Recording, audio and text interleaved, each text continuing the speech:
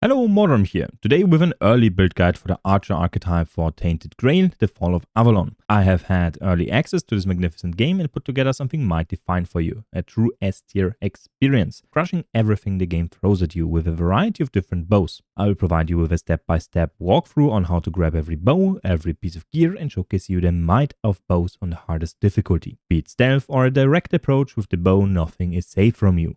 The amount of power you can deliver to enemies with a simple arrow is nothing to scoff at. We can easily acquire regular bows from enemies, those will serve you quite well throughout the game, but we also use magical special juice like the giant bow to deliver artillery fire to unsuspecting foes, the thunderous great bow to shoot precision missiles at high priority targets, or engage enemies with the Tide Piercer in melee combat by shooting waves of magical power at enemies at any range. But why?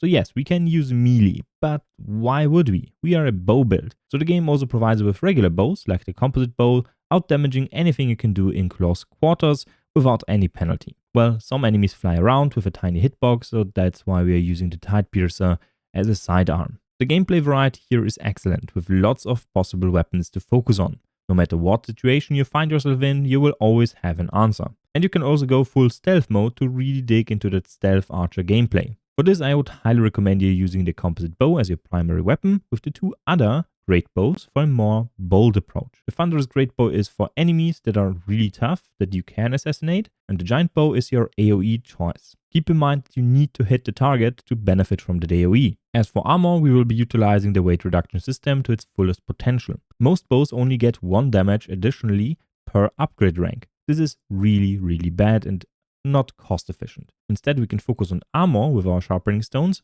to increase, or in this case decrease, the weight and increase the armor or other stats on our armor, which will buff our damage or make our character better in a much more flexible manner. Now, our highest stat early will be strength due to gear requirements, which prohibits us from using lighter options like the assassin set. This is because great bows need strength as their primary attribute. Now, if you like what I do and want to support me, make sure to leave a like, comment and subscribe if you have not already. I cover all sorts of RPGs, be it strategy, CRPG on this channel in form of extensive guides. So thank you very much for the support and let's dive into the meat. For the attributes, we want to grab a lot of stats all over the place. We will be not focusing on just dexterity. We will basically dip into everything. First, we will start with a focus on just dexterity and spirituality.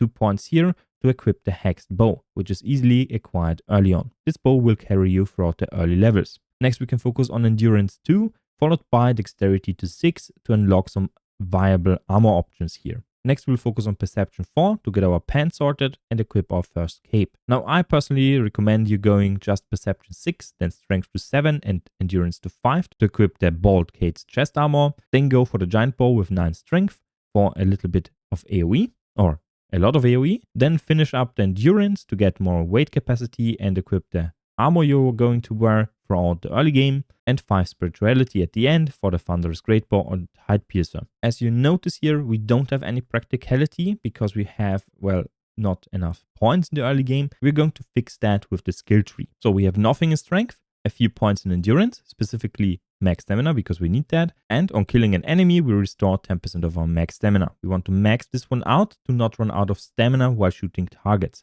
This is really important for stamina management. There is also really nice stuff like overexertion. If we charge up our great bow, we use up a ton of stamina, especially early, so you can spec into this one if you want to. Next up is dexterity. This one is our bread and butter for damage, and additionally utility. Strong arm of the bowmaster is really important. This one you are going to max out basically immediately. Same with marksman, same with strong back. Strong back, the draw speed of bows decreases by 20%. That's a lot.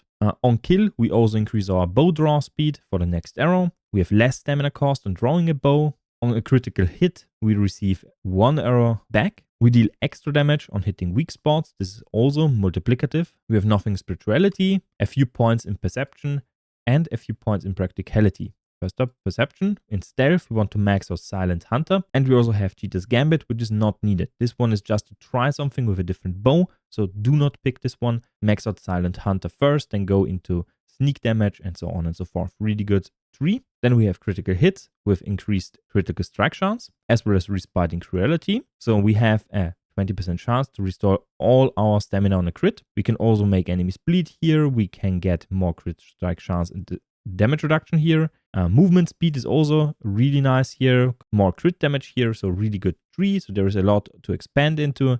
And practicality of first point will go into mercantile skills. This is 20% more profitable, but it is additive. In the stat screen, next to the attributes, you will see the price of sold goods. It's only 30%. It's not more. It's additive. It lies to you. Still, for the beginning, it's really, really good. Then we pick up reusable resources. 50% chance to recycle a single resource when crafting. Really good because we're going to craft a ton of arrows. And you can craft arrows at a campfire, so you don't run out. Those 3 points are essential for the feel of the game. So, first 3 points here, next points into those. With that said, let's move on to the bows. We're going to have a look at a multitude of bows. The hexed bow. The hexed bow currently, or in the 0.9 version of the game, can be located in this tower.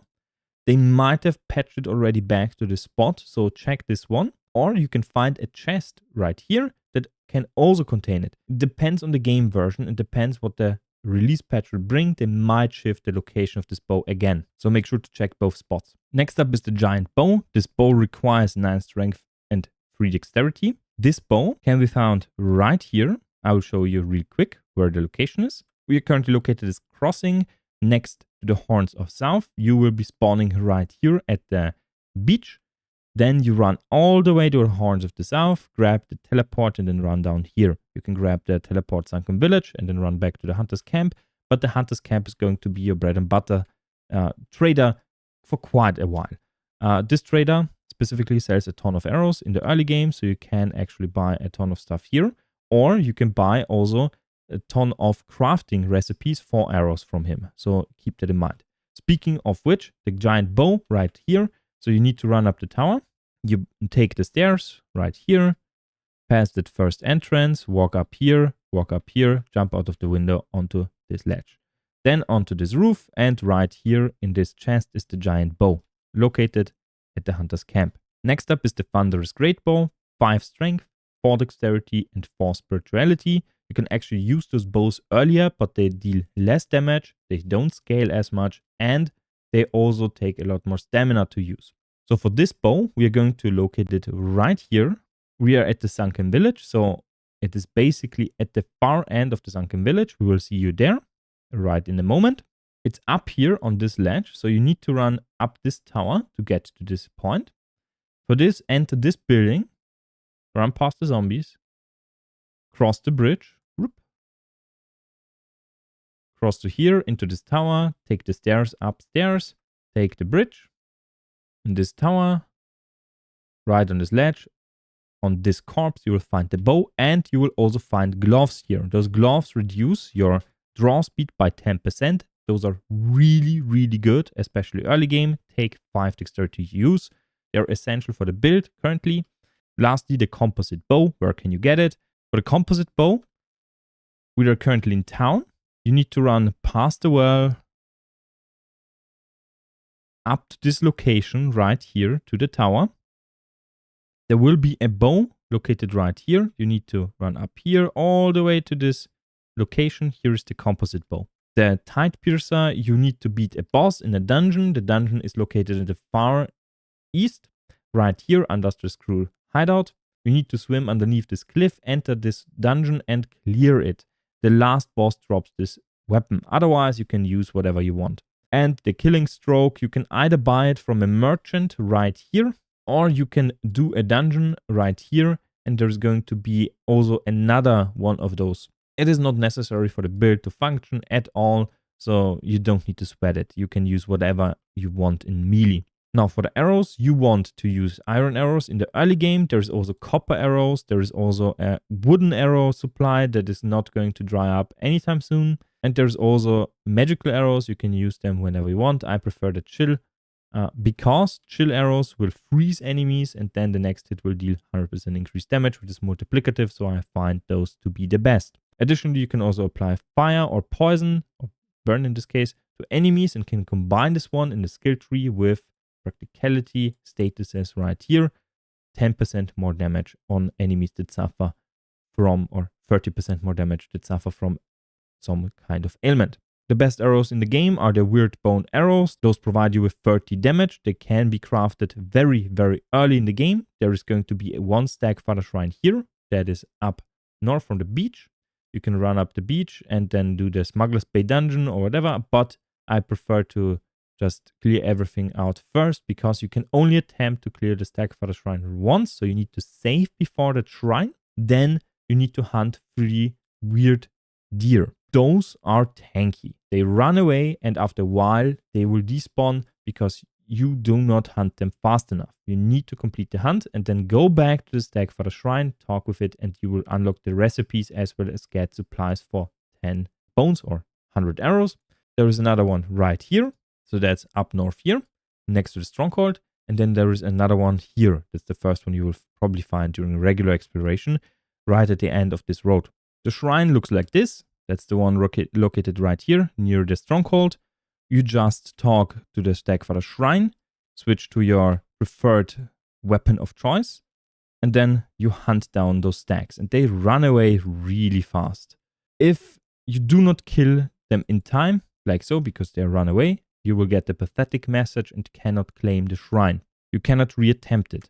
So what you need to do, prepare yourself with a spell or some kind of AoE, like for example the giant bow, and then shoot the ground. Or shoot one of them, and they will immediately die. Some of them will survive, but you can run after them, and you should be able to kill them really, really easily once you have the other ones down. You get the well done message, and then run back to the stack shrine, talk to the stack shrine, and you get the recipes as well as the Wyrdbone and so on and so forth. So really need to prepare to get those arrows. Now a quick showcase of what types of bows you can expect to have. The composite bow is a really fast bow, and they hit enemies really hard despite that.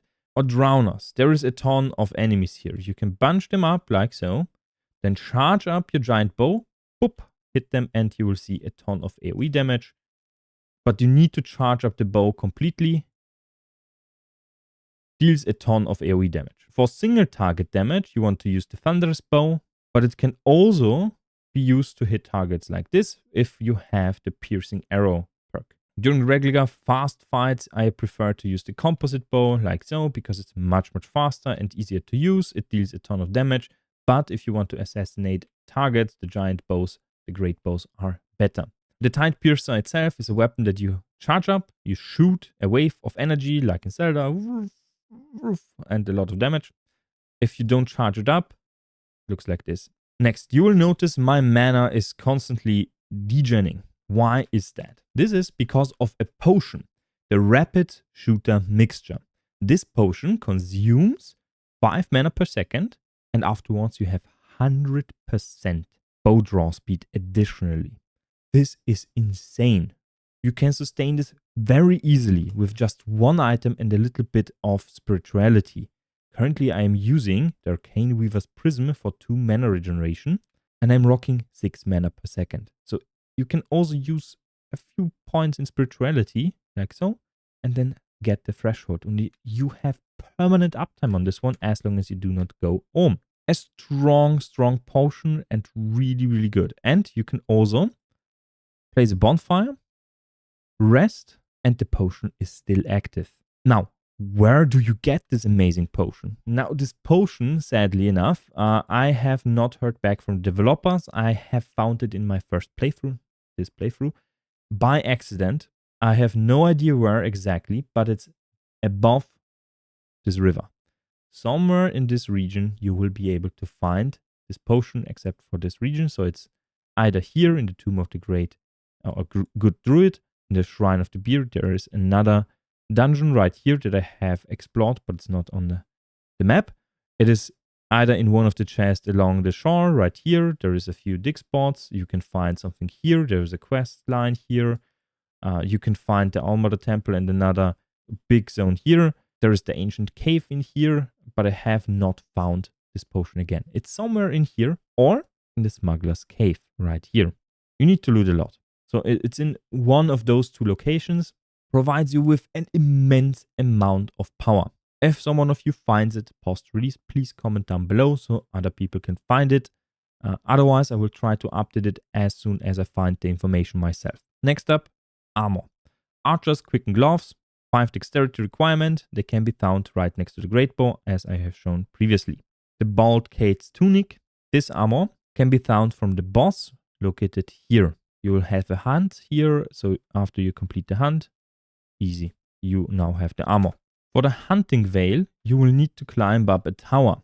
It's located right here somewhere. So it's this tower right here. You need to get inside this location. For this, you need to run up from this teleporter here, this ledge, then walk to this ledge. So you can jump on this section of the tower, walk inside, loot the corpse, and now you have the hunting veil. Alternative to this, a lot of looters, so the NPCs will drop this one. You can use this one early, doesn't require anything. Before that, for the chest armor, 2 endurance, traveler's robes, you can find this item at this vendor next to the entrance of the Horns of the South. The other armor pieces you can find right here in the Arkspire. The traveler's pants require nothing, and the traveler's boots I'm still using in the endgame build because they provide you with 10% out of combat movement speed, which is really nice for a low weight cost to endurance. Both items are required from this teleportation device. Up here, you follow this rock arc, then follow this wall. Up in here, you will find a corpse. This corpse has the armor. There will be an enemy here, quite tough. You can avoid it by just looting the item and then jumping down here. For pants, there is also the hunting trousers. Those hunting trousers can be found right here, up in the highest tower. A clip will play right now, so you can just loot it and you will be fine. Those pants require 4 dexterity and 4 perception. For the cape, we have the camouflage net, which brings us to 10% range crit. It increases by 1 per upgrade level. You can find this cape right here. There will be a dead NPC. For this, you need to run all the way up here, follow this road, follow this one, and then you will get to this point very easily. It requires 3 dexterity and 3 perception. The other better cape is this one, the Dual Knight cape. It requires 6 strength and 6 endurance. At this location, very tough fight, very, very strong enemy. If you beat it, you will get the duelist armor as well as this cape. The crit chance here works on everything. So magic, on ranged, and on melee. Then we have the Perilous Orb. The Perilous Orb can be found right here. From this teleporter next to this knight, you just run past. Then jump down here. Boom. And there will be a chest with the orb right here. Quick note, when you jump down here and follow this road underneath, you will find 2 enemies here and a horse right here. This horse, if you claim it, you can just summon it whenever you want. It will just appear. Where is it? Horse. There is the horse. And that will be your horse. You can pet it and you can mount it. So for this enemy, you just whoop that. Then there is the Archer's Ring. The Archer's Ring can be found on the Asylum Island. There will be a clip playing showing you the location. You need to swim to a shipwreck, then loot a chest right on the shipwreck. This ring is really good. Alternatively, if you miss that ring, because you cannot get back, you can also use the Ring of Toughness. This ring is gained automatically while playing the game. So once you leave the Asylum Island, the Asylum itself, you will get this ring. Really good ring, especially for the early games. You do not have much endurance. So you don't have much encumbrance limit. For the prism, I highly recommend the Calm's Finger necklace at first. Later on, you will get the Arcane Weaver's Prism, which is used in combination with the potion. Otherwise, you don't need the mana regen. You can just use Calm's Finger necklace. Calm is located right here at the end of this wall. You will find bounties here. Those bounties will locate you, Kate, as well as Calm. And the Arcane Prism is located right here, north of the Stronghold, north of the Cemetery, north of the Horns of the South. You'll find 2 enemies right here guarding a chest. You can loot the chest and then run away. Lastly, the Relics. You have the Starborn Egg, 10% unconditional weapon damage. This one can be found right here in this dungeon, Ancient Cave. There will be a chest inside. with a clip playing right now. It's hidden a little bit behind some foliage. You need to thievery yourself into the chest and then you get the Starborn egg. The Nightshade charcoal can be bought from this NPC right here. Costs around 400 gold. You can find it also multiple times throughout the game. I have multiple from multiple vendors, and you can also find it by identifying unidentified objects from enemies that drop during the night. Then we have for charm, also the same thing applies here, just a common charm. For our gear, we have the blood tainted shell. This restores 10 health after killing an enemy. It is from a very tough boss right here, the Blood Lake. There is an entrance underneath the lake right here. You need to beat the whole dungeon, and at the very end, from the end boss, you will receive this relic. It's really, really good, especially for the early game. And the Gem of Stamina is also something that is really, really precious. I sadly have no idea where I found this one. I didn't pay attention, and I don't want to lie to you. It is a really powerful amulet because it's a multiplier, and it's somewhere in the lower half of the Horns of the South. So somewhere in this lower part, you will be able to find the gem. I suspect it's something tied to a boss, but I have not been able to record it. I'm very, very sorry for that. Now, this sums up the video. If you liked what you saw, make sure to like, comment, and subscribe if you have not already. So thank you very much for watching and see you next time. Bye.